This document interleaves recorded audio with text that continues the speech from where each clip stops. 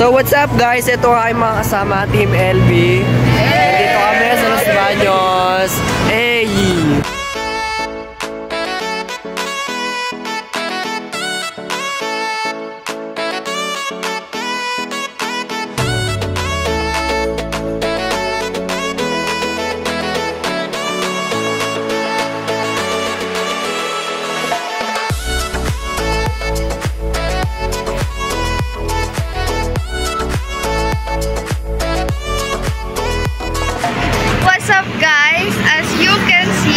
Nandito na tayo sa LB together with Gang Gang.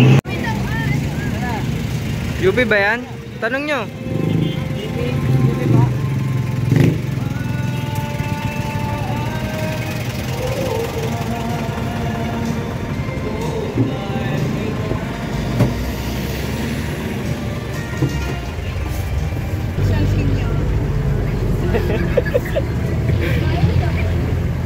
Senior yan kuya.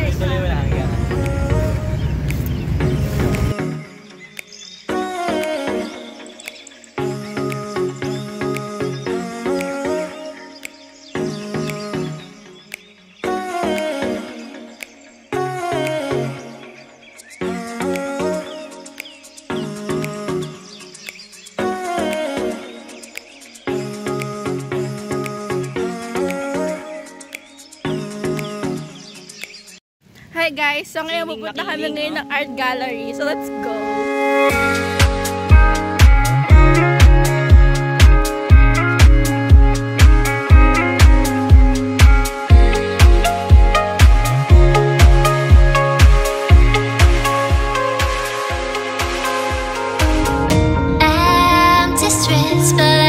Hi guys, nandito kami ngayon sa DL Umali. Myself in the endless memories of the end right from the start. You're an obsession in my head, I can't forget your eyes. Your kisses burn. So hi guys, nandito kami ngayon sa Baker and papunta kami sa tower. So guys, samahan nyo kami pumunta sa tower. Let's go. Hey! Hey! Guys, kung makikita nyo, yan po yung tower. So aakyatin po namin yung tower. At ngayon, nandito po tayo sa Carillion Tower, ang pinakamataas na building dito sa UPLB. So, ito yung Kapit-Kapit Tower, guys. Ayun. Kapit-Kapit Tower. Kapit-Kapit Monument. Ulit. Kapit-Kapit Monument. Sure. Oo nga pre, ito Kapit-Kapit Monument. Kapit-Kapit Monument. Tara, basahin natin. Ano nakalagay? A century ago, 14 idollistic young men of a verbal Buddhism which founded the first Greek letter society and mirror. Reflected just eh. Hindi may kita. Hindi, lows na pala yung kulay, pre. Laos na, luman eh. Ito? Ayun, nagtay-tiktok sila, guys. Tiktok sila. Hey!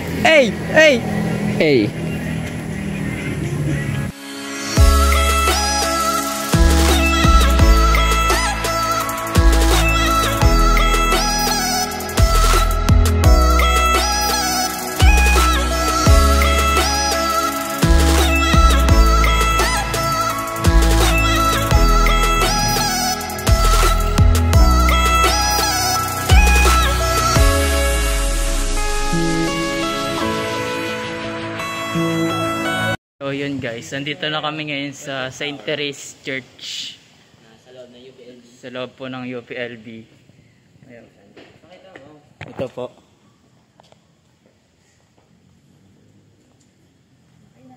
Nasa UP kami. Ayun yung ano, tinuro. Sa UPLB kami ngayon at nakikita nyo ang UPLB Academic, ang tawag dito? Academic Monument.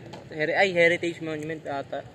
Or binanyagang kinilala bilang Kwek-Kwek Tower dahil ang kulay ng apoy sa itaas nito ay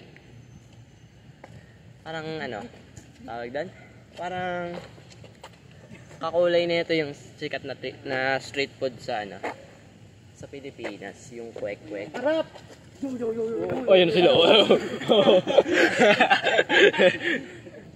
Ayan siya guys. Ang hyper eh. Ayan siya. May pag-harap pa eh. Harap! Kita ba? Ang galing nyo eh. TikTok pa kayo. Huli tuloy kayo. So ito yung Kwek Kwek Tower guys. Napakataas niya. UPLB Academic Heritage Monument. Donated by UPCA Class 1955. Dedicated by UPLB-AA and UPLB-CAAA. So ito siya guys. Pinakita yun. Yung Kwek Kwek Tower na tinatawag. Kita ba? Hindi ko lang kung kita siya eh. Oy, may mga sulat dyan sa ilalim. Nandito ako sa ilalim. Ito, sa ilalim ng Kwek Kwek Tower. May mga estudyanteng nag-vandalize. Nakaka-disappoint. Ay! Sa panahon natin ngayon, ayan, guys, generation meron natin dito. ngayon, napaka-disrespectful ng mga estudyante. Tingnan mo, gaya na itong mga ganito. Uy, lunch na. Nagkulit na. Alauna na! Ayun o, napakabastos o, may ugat pa. Pakabastos na lang. Ayun pa o, meron pa sa loob ng, sa baba pala, ng Heritage Tower. Sige, babay na daw guys. Babay. Kakain na kami. Losing myself in the endless memories of the end right from the start. You're an obsession in my head, I can't forget your eyes. Your kisses burn my skin, I feel so empty inside.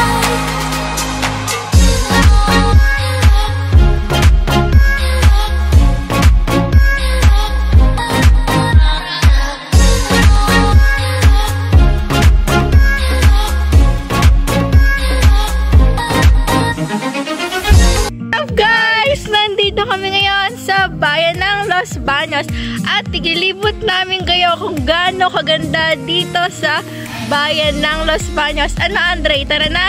Tara na, Tiki! Let's go!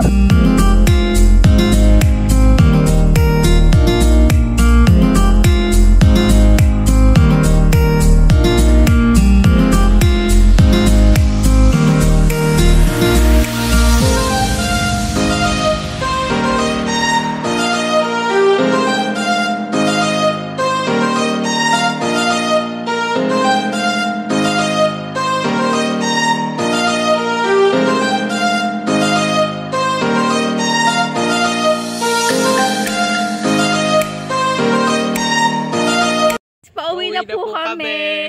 And nakita niyo naman guys kung gaano kaganda ang loob ng bayan ng Los Baños. So, yun lang.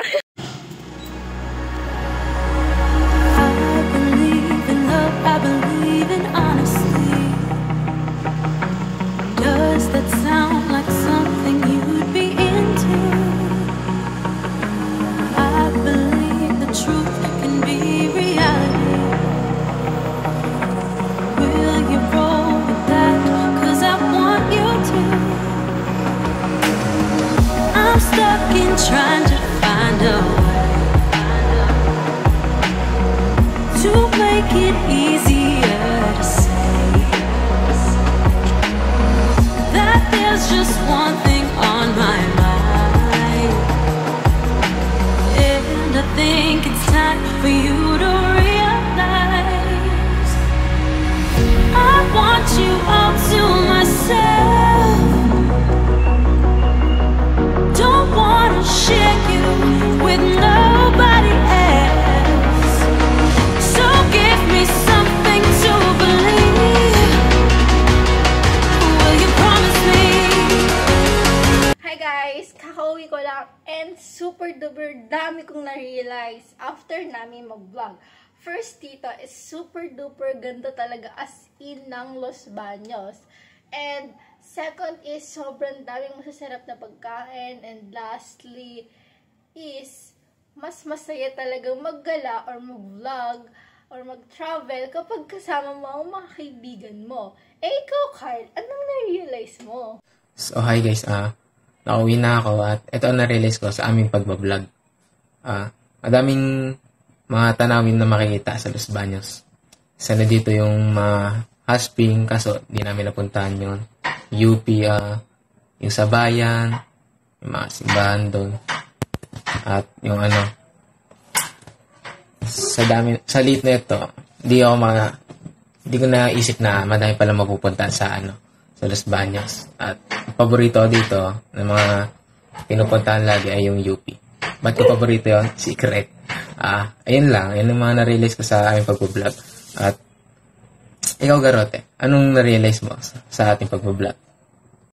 Hi guys! What's up? Ngayon, kakarating ko lang galing sa pagbablog. So, sa pagbablog namin, marami ako na-realize na sa LB, marami palang magagandang lugar dito na pwede mo puntahan. So, na-realize ko rin na masaya pala na nakasama ang mga kaibigan sa mga galaan, ganon. So, Pabon, ano na-realize mo? So, hi guys. Nakauwi na rin ako at nakakapagod. Pero nag-enjoy ako. Actually nga, hindi ko na-expect na mag-enjoy ako Dahil nung nagpaplano pa lang kami ay stress kami. Dahil iniisip namin na dapat perfect yung paggawa natin ng vlog. That maganda yung output nito or maganda yung kalabasan dahil graded to, dahil mataas yung percentage ng performance task, gano'n. Pero nung nasa proseso na kami ng paggawa ng vlog ay nakaka-enjoy siya sobra. At nagising kami na dapat pala hindi gano'n, hindi dapat kami magpaka-stress. Dapat go with the flow or act natural dahil sa itong mag-iiwan ng halagang experience namin. At pwede rin namin itong balik-balikan, ganun nga. Tapos, hindi lang yun, nakatulong pa kami sa iba dahil nagbigay kami ng information about dun sa lugar namin. Ayun nga, ganun lang. Ikaw, Andre, anong napagtanto mo? So, nakauwi na ako at ang reflection ko sa ginawa naming lakbay sa Naysay ay masaya. And at the same time, madami ako natutunan at madami ako natuklasan in terms sa Los Baños. And at the same time, madami pang pwedeng puntahan at matuklasan dito sa bayan ng Los Baños. Ikaw, Syla, ano ang naramdaman mo or na-feel mo sa paggawa natin ng lakbay sa Naysay? Hi guys! It's me again. So ngayon, kakauwi ko lang at nagpapahinga ako ngayon dito sa bahay after a long tiring day. Pero worth it naman kasi naging masaya tong travel vlog na to. Kasama ko ang mga klase ko at mga kaibigan. Marami kaming bagong natuklasan, mga bagong natutunan, mga bagong karanasan, at panibagong memories namin together. Isa sa mga naging realization ko dito sa travel vlog na ito ay yung bago tayo pumunta sa iba't ibang lugar at tumuklas ng iba't ibang treasure, maganda na alam muna natin yung sarili nating mga treasures na matatagpuan lang din sa sarili nating mga lugar. Gaya dito sa LB, marami palang magagandang lugar, masarap na pagkain at kakaibang karanasan na maituturing nating treasures. Kaya dapat natin itong pahalagahan. Yun lang, ikaw ba, Shil? Anong realization mo? Hey guys, so nakauwi na ako. Ang na-realize ko lang sa vlog natin ay kahit maliit ang ating bayan, marami pa rin tayo mapupuntahan at mapapasyalan katulad ng UP at bayan. Marami ring masasarap na pagkain katulad ng buko pie. For me, kahit maliit yung bayan ng Los Baños, puno pa rin siya ng saya. Ganun. So, since dito ako lumaki. And, yun lang. Ikaw, Eros, anong na-feel mo? Guys, nakauwi na ako. So, ang mga na-realize ko is may mga marami tayong magandang magagalaan at magandang tanawin tulad sa bayan at saka sa UP. At meron din tayong mga establishmentong madami na mapupuntahan gaya ng Robinson, tsaka sa 88. At marami rin pa po tayong mga iba't ibang makikitang tanawin sa ating bayan at marami rin tayong mapupuntahan. Yun lang. Ikaw Dwayne, anong na-realize mo? So hi guys, kakauwi ko lang galing sa aming vlog. And na-realize ko na marami palang magagandang tanawin dito sa LB. Isa na sa mga yan ay yung UPLB dahil sa maganda nitong campus. And ikaw Vince, anong na-feel or na-realize mo? Yun guys, nakauwi na rin ako pagkatapos ng mahaba paglalakbay. Na-enjoy ko talaga yung paggawa ng lakbay sa Naysay namin. Marami akong nalibot na magagandang lugar sa UP. Kung saan nakita ko yung Kapit-Kapit Monument at yung tower. At napagmasdan ko din ang magagandang kapaligiran sa UP. Ikaw dyan, anong na-realize or na-feel mo? So yun guys, kakauwi ko lang. Na-realize ko nga po pala is kahit gaano kaliit lang yung lugar, marami pa rin po tayong pwede puntahan na makapag-bonding kasama yung kapamilya natin or yung kaibigan natin. Isa po pala sa na-realize ko, masaya po pala mag-video habang naglalakbay pinupuntahan kang lugar. Parang mapapanood mo pa rin yung memories nung pinuntahan yung lugar. Ikaw, Enowen, ano yung na-realize mo? So, yo guys, kakauwi ko lang. Medyo masama pa ramdam pero palag pa. So, yun, napansin ko lang na ang banas na naggala kami. Sobrang banas hanggang ngayon pinapawis pa ako, affected talaga ako. Pero sa pagbablog na yun, doon ko lang na-realize na may may mga magaganda palang place dito sa LB. So, ayun. At marami ka rin doon malalaman na lugar, history nila, at saka mga place. Nice. Hi guys! So ngayon nakita niyo na ako na mag-isa dahil yung mga kagrupo ko ay iniwan na ako. So I hope guys na nagustuhan nyo yung vlog namin sa paglibot namin sa inyo sa Los Baños. Bye!